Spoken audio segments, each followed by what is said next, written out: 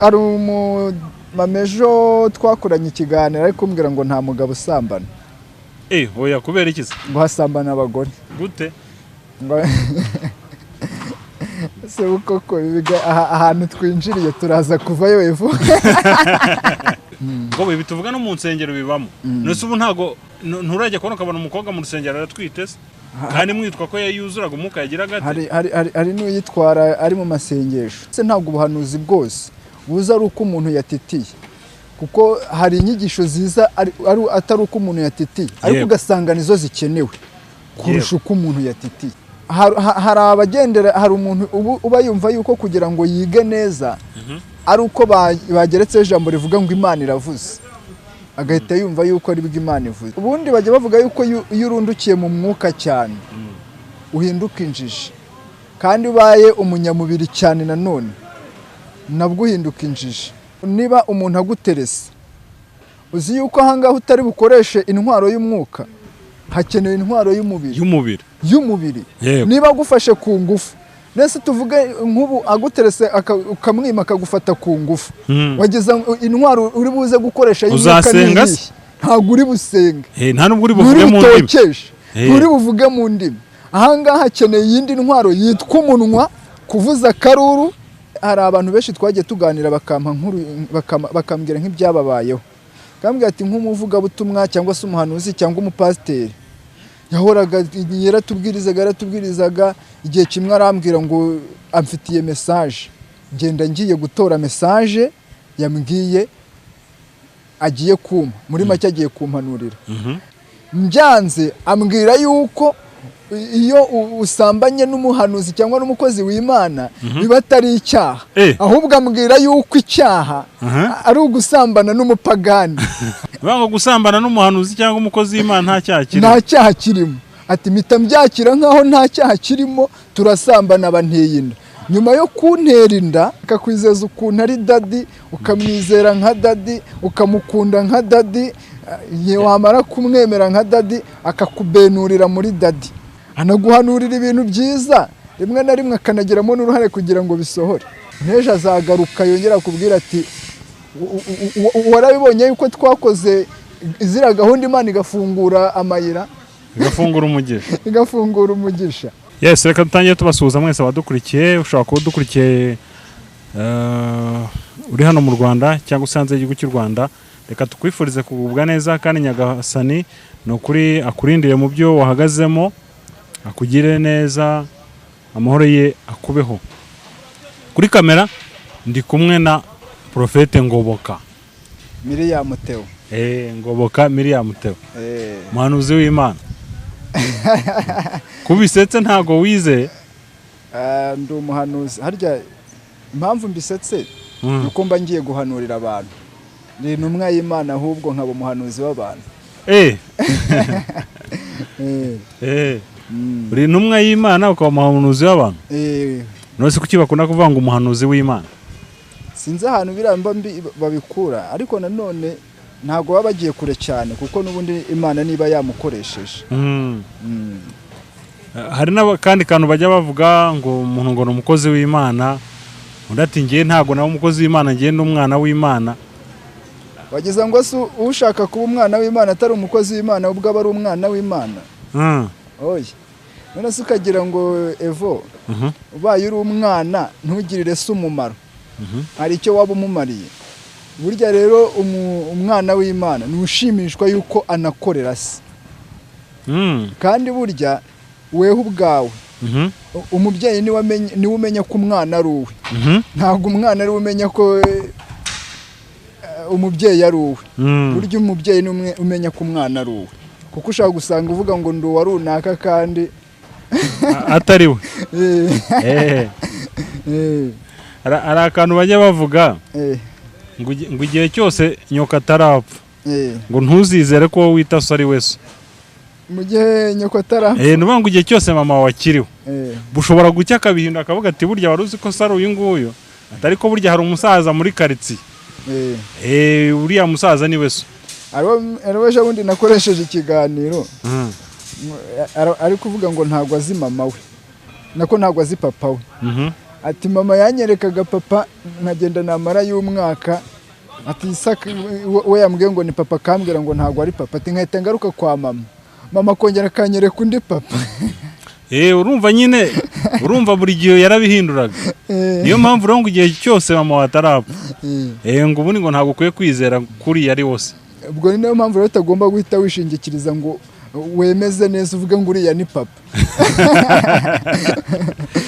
Wenda nta urumva ukurikije nk'uwo mubyeyi mwaganiriye we harimo ukuri kwe. Wa mugani urumva niba yaragendaga akamara icyumweru bamubwira ati uyu niwe papa icyumweru cyashira batari ko burya ntabwo ari wese ahubwo dore so n'uriya urumva uko kuko urazi hari n'igihe uganira n'umuntu akakubwira ati ntabwo nzi se w'umwana.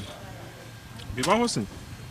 Hari abo twagiye tuganira ugasanga yagiye abyara nko ku bagabo batandukanye ariko nahita mbaza ariko se ni buri abana bose uzi base arabambwira ati ngiye ntago se muzi.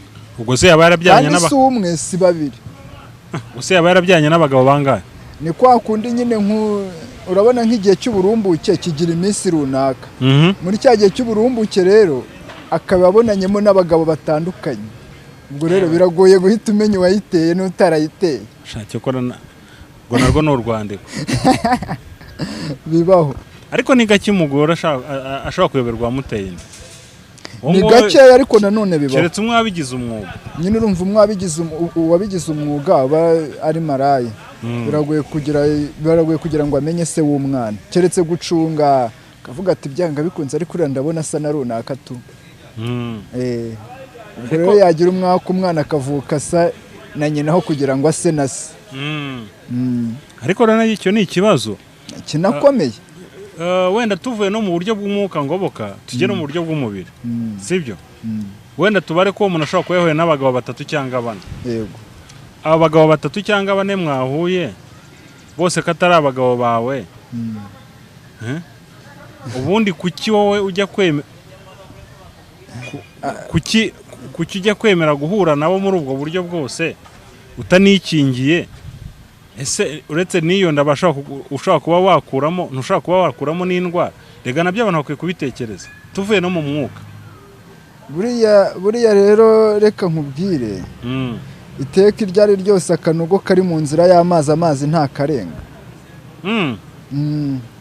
Ushatse kuvuga iki ubwo?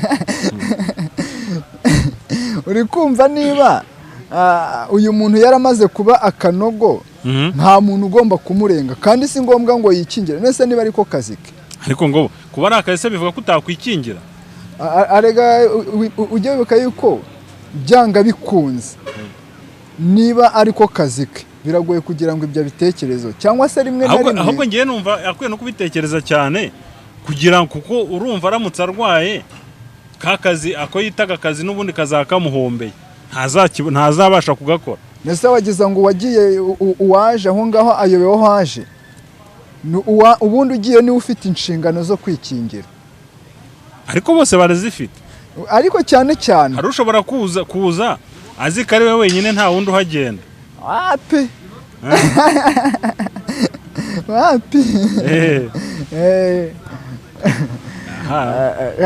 Hari umumamejo twakoranye ikiganiro ariko kumbwira ngo nta mugabo usambana. Oya kubera iki se? Ngo hasambana abagore. Gute? Se koko ahantu twinjiriye turaza kuvayo evo. Ariko ngo ariko ibintu turi kuvuga ni ibintu bibaho mu buzima busanzwe. Kandi uretse no kuvuga ngo no mu buzima busanzwe ngo bibi tuvuga no mu nsengero bibamo. Nese ubu ntago nturajya kubona ukabona umukobwa mu rusengero aratwite se? Kandi mwitwa ko yayuzuraga umuka yagira gate? Hari n'uyitwara ari mu masengesho. Kandi nanone niyo mpamvu rero ibyo turi kuvuga ntago ducinka amabere. Wenda abantu banabyumve ntago ibintu byose cyangwa se ntago ubuhanuzi bwose buza ari uko umuntu yatitiye. Kuko hari inyigisho ziza atari uko umuntu yatitiye ariko ugasanga nizo zikenewe kurusha uko umuntu yatitiye cyane. Ubwo rero yari ari kumbwira ngo ngo nta mugabo usambana ngo asambana abagore. Gute rero? Arambwira ati impamvu nta mugabo usambana, umugabo arasaba, yasaba agahabwa cyangwa se akimwa. Ati mu gihe rero wemeye niweho musambanyi kuko niho wakinguriye ibyinjira. Nase umugore we ntashobora gusaba. Ariko urebye ahanini abagabo nibo basaba. Kandi nanone niba umugore nawe agiye gusaba ni cya kintu kigaragaza yuko nyine yakinguye amarembo. Yemeye. Uraba yemeye mbere yuko unamusaba. Kandi aravuga ati abagore bundi ni twebwe dutera, ubwo ari kuvuga ngo abagabo bagira amarari. Aravuga ati kandi nubwo abagabo bagira amarari, abagore ni twebwe tubatera amarari. Ati burya umugabo ajya kugusaba bitewe n'irari wamuteye. Ati kuko utamuteye irari ntago yaza kugusaba, ntago yaza kugutereta. Mama abandi ntibazamutera amabwera bavuga ko yababeshyeye. Ubwo bazidekarare bavuga ukuntu atababeshyeye. Okay. Anyway, karagaciyemo ariko nabyo nubwo uvuga ngo ahantu twinjiriye ariko gende kuba byari ngombwa nabyo ko tubivuga. Ushobora kutinjira mu rusengero ngo ubisangemo, ariko n'ubuzima uzahura nabwo buri munsi. Nubwo wanabisangamo. Ugize amahirwe wenda ho wabyumva ni gakeya cyane, ariko nabwo nuko bivuga yitambukira. We nabwo niyo bivuze ni cyagiye wenda bari nke mu nyigisho z'abubatsi. Uri kumva kandi nabwo hari igihe yanga kubyinjiramo cyane ngo mutagira ngo ni indahe. Ese kuki umuntu uvuze ibintu nk'ibyo bumva ko ari indahe kandi ari ibintu bibaho mu buzima busanzwe? Biterwa n'imitekerereze y'umuntu. Biterwa n'imitekerereze y'umuntu kuko burya abantu ntago bumva ibintu kimwe, ntibanabona ibintu kimwe. Cyane cyane yuko arega iyo turi kwigisha akenshi na kenshi twigisha mu buryo butatu. Uburyo bwa mbere twigisha bitewe n'inararibonye y'ibyo twanyuzemo. Uburyo bwa kabiri twigisha ni uburyo bw'ibyo Imana yaduhaye kuvuga. Uburyo bwa gatatu nanone dukoresha nanone biterwa n'ubwenge cyangwa se ubuhanga umuntu aba afite. Rero uri kumva yuko hari abagendera, hari umuntu uba yumva yuko kugira ngo yige neza ari uko bageretseho ijambo rivuga ngo Imana iravuze, agahita yumva yuko ari bwo Imana ivuze. Hanyuma rero wa wundi ukoresheje inararibonye kandi nanone aza avuga ibiriho, ibyo yanyuzemo cyangwa ibyo yabonye. Ibyo yabonye rero cyangwa ibyo yavuze, iyo abivuze rimwe na rimwe abantu babandi baba bashaka kumva ngo iravuze, bahita babona yuko ari umunyamubiri kandi yarangiye. Ese ngobo ubundi bamugareka tugaruka aha hantu, ubundi biba byagenze bite kugira ngo umukobwa tubona mu rusengero, kuko urumva si umwe si babiri si batatu, ni ibintu bibaho cyane. Wenda uri muri korari wuzuye umwuka wera uhanura, abyagenze bite kugira ngo tujye kubona abakobwa bagera muri bangahe barabyaye kandi tuziko nta bagabo bagira? Icyambere ni Satani. Yarangiza tukabyita sakirirego kuba twabivuga. Icyambere ni Satani uba yaratwinjiriye. Icya kabiri nanone haba harabuze inyigisho. Ari ukuntu ubundi bajya bavuga yuko iyo urundukiye mu mwuka cyane uhinduka injiji, kandi ubaye umunyamubiri cyane nanone nabwo uhinduka injiji. Uri kumva uhinduka injiji ku by'Imana. Rero rimwe na rimwe usanga abantu rimwe bararundukiye mu by'Imana cyane, ariko ntibaganirizwe mu buzima busanzwe bw'umubiri. Kandi Pawulo yaravuze ngo mukoreshe intwaro zose z'umwuka. Yego. Uri kumva, ariko mu bwo yavugaga ngo mukoreshe intwaro zose z'umwuka, hari intwaro atavuze kandi nazo abantu bagomba gukoresha barwana. Tuvuga niba umuntu aguterese, uzi yuko ahangaha utari bukoreshe intwaro y'umwuka, hakenewe intwaro y'umubiri. Niba agufashe ku ngufu, nese tuvuge nk'ubu aguterese ukamwima akagufata ku ngufu, wageza intwaro uri buze gukoresha y'umwuka n'iyi, ntabwo uri busenge, nta nubwo uri buvuge mu ndimi, nturi buvuge mu ndimi.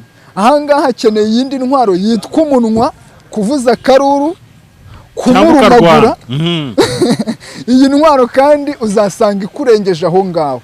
Ahangaha rero witwaje y'umwuka gusa nturi buze kuhacika, ariko nukoresha n'intwaro y'umubiri ahangaha uraza kuhacika. None kuki ari Sakirirego ibi bintu kubivuga, kuba twabivuga?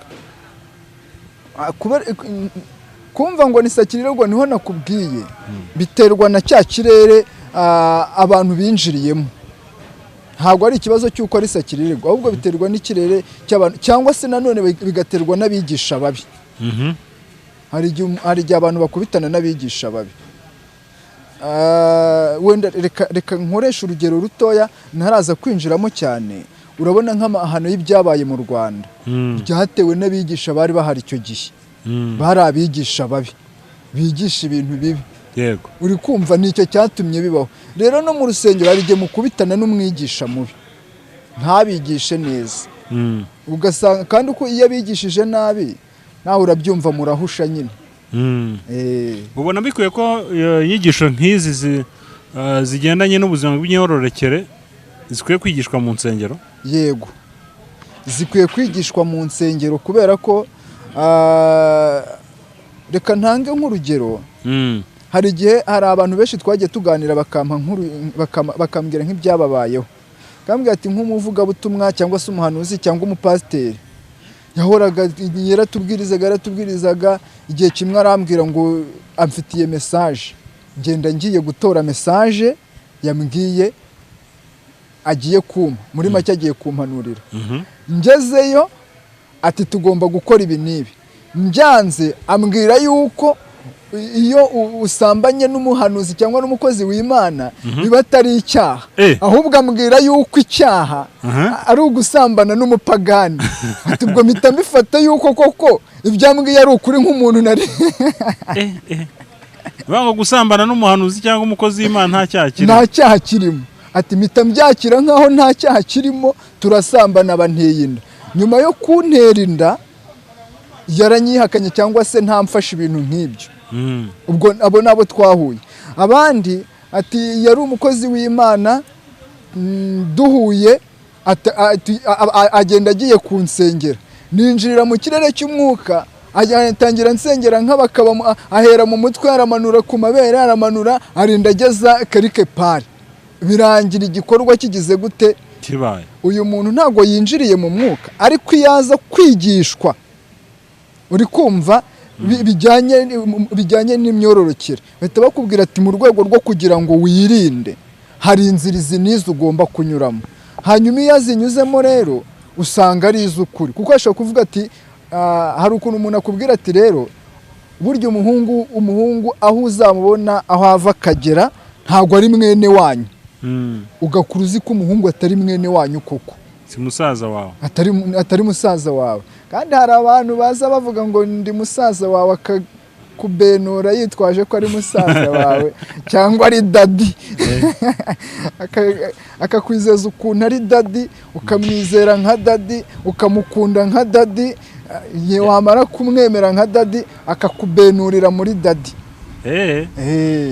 Cyangwa musaza wawe, cyangwa musaza yakubereye musaza wawe musengana, yagize agahita kubenura, akakubenura da. Ariko hajemo ibintu by'imyororokere bahita bakubwira inguni nanone z'ukuntu ushobora kwirinda umukozi w'Imana. Reka nkoresha urundi rugero. Umuntu umwe yari umuhanuzi, hanyuma arangije akajya ajya gusengera ahantu abantu baramukunda, arahanura rwose pe, akaguhanura ukabona ibintu ari guhanura ni ukuri kuzuye.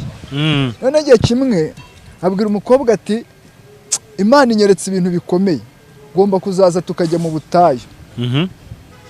Ati ariko ntuzagire ubwoba, hari abandi bantu tuzajyana. Umukobwa ati sawa. Baragenda, umunsi bapanganye ajya kumunyuraho mu rugo yari yahamurangiye. Nubanga umukobwa nawe yagiye kunyura kuri uwo muhanuzi? Yego, kuko yamubwiye ko hari abandi bantu bari buze kujyana. Yarembwiye ko hari abandi bajyana. Agezeyo umusore ati rero ntago nagenda ntariye, niriwe ku murimo w'Imana, reka nteke manzira njye. Naho ni systeme yo kugira ngo amasaha y'icumi. Amasaha amaze kwicuma atangira guhamagara. Urabizi nk'ubu ngubu tuvugana hari abantu muri telefone yawe ubizi neza ko nimero yabo itabaho, gusa ukaba waririnze kuyisiba kuko ejo bundi bashobora kugaruka ku murongo ushaka gusubiraho. Yego, atangira guhamagara rero nimero zitabaho, ati abantu twari kujyana ko zitangiye kuba kompoze, ati ariko reka dukomeze tubategereze kuko ntago nagenda mbasize. Abantu bagira imitwe n'imibare, ntago nagenda mbasize. Birangira gumya aho ngaho, barabategereza saa 5 ziba zirageze. Saa 5 z'amanywa z'ijoro. Z'ijoro bari kujya gusenga y'ijoro ariko bari kujya gusenga ubutayu bw'ijoro. Arangije ati rero jya mu cyumba uryame, nanjye nirarire muri saro, akira n'urufunguzo kugira ngo utaza kugira ikibazo. Naho kumbi ya serire ya wa mutipe ntago nzi ukuntu yabigenzaga kuko umukobwa ngo yarajemo urufunguzo, ariko yagiye kumva yumva yatatse. Ariko iyo mwize nk'ibi bintu by'imyororokere ahita akubwira ati ntuzigere wizera umuhungu ngo urayiwe uko byagenda kose, niba ubuze uburyo jya kushinzwe umutekano, ushinzwe umutekano agucumbikire. Niba kushinzwe umutekano kuhamenya bigoye, nk'ubu muri uyu mujyi wa Kigali buri icunze nka bano basirikare bari kuri patrouille, gatumubwira uti byagenze gutya mu nshakira uko ndyama, bahita baguhamagarira imodoka ikakujyana ku murenge cyangwa ikagucyura mu rugo. Gahacya ubuzima bugakomeza. Burya mbonera no kubibwira bano bakobwa, aho ubona yagukingiranye bikagera ayo masaha ariko ukagira amahirwe ukabona uramucitse.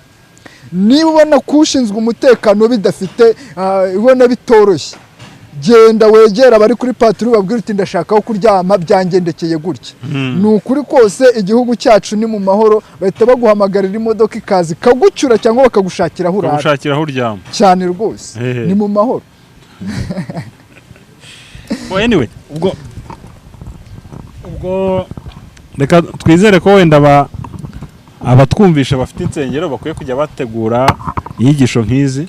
Bashobora no gutegura nk'amahugurwa y'urubyiruko bakabibigisha, cyangwa muri za nyigisho z'abubatsi ahantu hose, ariko ku buryo ibyo ngibyo ni ubuzima bwa buri munsi nyine, ku buryo babasha kuba. Akenshi na kenshi reka tugira ikibazo cy'uko n'akenshi na kenshi abanyamadini ariko batari bose usanga nabo bafite iyo mibare.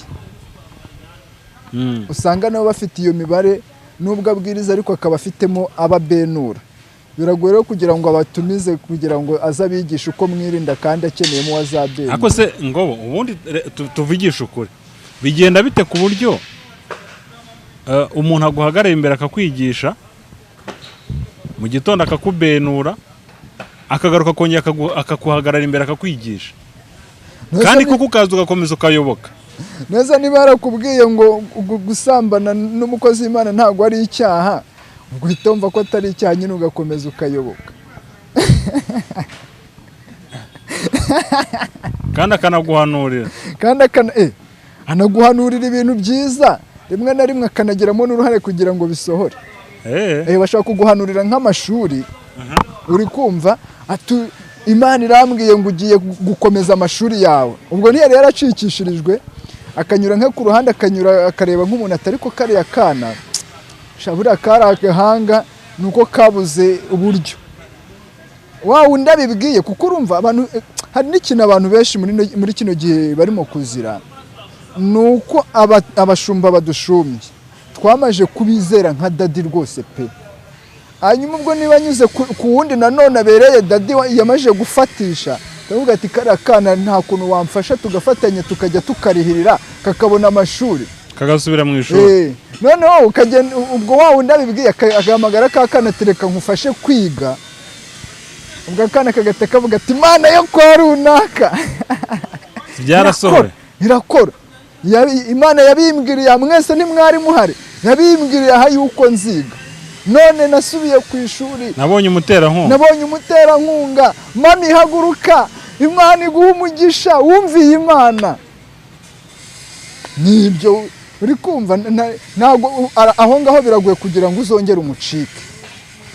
N'ejo azagaruka yongera kubwira ati warabibonye yuko twakoze izira gahunda Imana igafungura amayira, igafungura umugisha.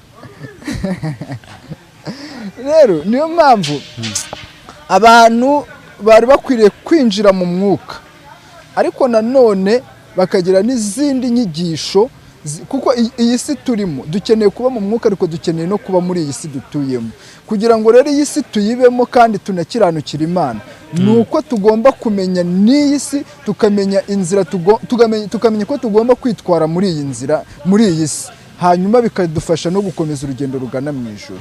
Rero tukiri aho, izi nyigisho z'imyororokere yaba cyane cyane ku rubyiruko zirakenewe. Nk'uko nguko usanga hariho amakampeni yo kurwanya ibiyobyabwenge, cyangwa se kwigisha urubyiruko kwirinda gutwara inda zitateganyijwe. No mu matorero niko byakagombye, ariko ubu kugira ngo uzabone amatorero abitegura ni make cyane. Niyo babiteguye usanga ari hahandi baraca hejuru bisomera ijambo ry'Imana, kandi ibintu ntabwo biba bikeneye kubisobanura hakoreshejwe ijambo ry'Imana cyane, haba hakenewe ukuri kw'ibiriho. Sinzi niba unyumvisha. Ukuri kw'ibiriho, ukuri kw'ibifatika, ukuri kw'ibyo bazanyuramo, kuko hari ibintu batazanyuramo bari mu mwuka, hari ibyo bazanyuramo bari mu mubiri. Ibyo bazanyuramo bari mu mubiri nibyo mukwiye kubigishiriza mu mubiri, ariko kandi nanone kukaza ariko kuri. Rega wa mugana abantu bakwiye kubyumva. Uyu munsi niba tugira ubuhamya umuntu akavuga ati ngewe natwarinda mu rusengero, twaraye mu masengesho, undi ati nanjye nayitwariye mu butayu twagiye gusenga, undi ati nanjye nayitewe na pasiteri cyangwa porofeti runaka. Abantu bakwiye kumva ko izo nyigisho nazo ziba zikenewe cyane, kuko uriya muntu reka twere kuvuga ko wenda nawe yabigizemo uburangare. Birashoboka ko yego ashobora kuba nawe byarabaye abishaka, ariko birashoboka ko yaba yaranabikoze mu butamenya. Ahangahe turi kwigisha, tuba dushaka kwigisha wa wundi ubikoze mu butamenya, kuko uwabikoze ku bushake bwiwe wowe nta nyigisho zindi zirenze akeneye, nta zindi akeneye. Ni nko kujya kuyungurura amazi n'ubundi y'ibiziba, havamwo imisenyi ariko n'ubundi agakomeza akaba ikiziba. Rero niyo mpamvu tuba tugira ngo twigishe abangaba bashobora kubigwamo, babikoze mu butamenya, babikoze mu butamenya, cyangwa se bashobora kubikora mu butamenya. Kuko barahari abavugabutumwa benshi bagutwarira mu isi y'umwuka, uri kumva, ariko intego atari ukukujyana mu kirere cy'umwuka, ahubwo bafite ahandi hantu bashaka kugutwara, bafite izindi nyungu runaka. Buhoro buhoro kandi nanone tujye tugaruka, niba reka wenda mpita mbivuga nke ku rubyiruko, niba umuvugabutumwa runaka yakwigishije mugafashwa, ukamubwira ndansengera, akagusengera, ejo akanagama akantu kuri SMS cyangwa se muri kuvugana, atari ko burya uzi ukuntu nakwikundira. Burya iyo ndakwikundira ubwo uri kumva ahantu igana, uri kumva ahantu igana. Aha hantu igana ejo akongera ndakwikundira. Burya ngomba kuba umuntu yakubwiye ko agukunda si ikibazo, ariko menya uburyo abikubwiyemo. Nanjye niho nshaka kuvuga. Umuntu yakubwiye ko agukunda kuko agukunda koko nka mwene data, nka mwene so, n'itegeko riruta yandi ukunde mugenza nkuko bikunda. Ariko sansa bivuzemo niyo nshaka cyangwa harimo shaka kuganisha. Uri kumva ahantu ari kuganisha, kuko yego natwe arabatubwira ngo turabakunda, cyangwa natwe arabatubwira ngo baradukunda. Rimwe kuko ushobora kunkundira ibikorwa byanjye, yego, uri kumva, ushobora kunkundira ko wenda ko ndi umubwiriza butumwa, uri kumva, ariko se kuba umbwiye ngo ndakwikundira, hatangiye kuzamo ubwiza, iyo hatangiye kuzamo ubwiza, iyo ndakwikundira bikiri yo mwivuga butumwa. ntabwo haba kirimo iyivugabutumwa. Eh. Cyokora ije ati burya nkunda ijambo ry'Imana ukuntu ubwiriza, nkunda bya bimenye zangero ujya uduha, nkunda za nyigisho. Ese wenda tugeze ku nk'ahangaha kuri YouTube, nkukundira ibiganiro uduha. Ibyo ni ibintu byumvikana. Burya kandi utanagira ngo tuvuga niba agukundira ibiganiro ushyira ku Isezerano TV, burya utabishyizeho ntabwo yaba kigukunze. Yego. Uri kumva?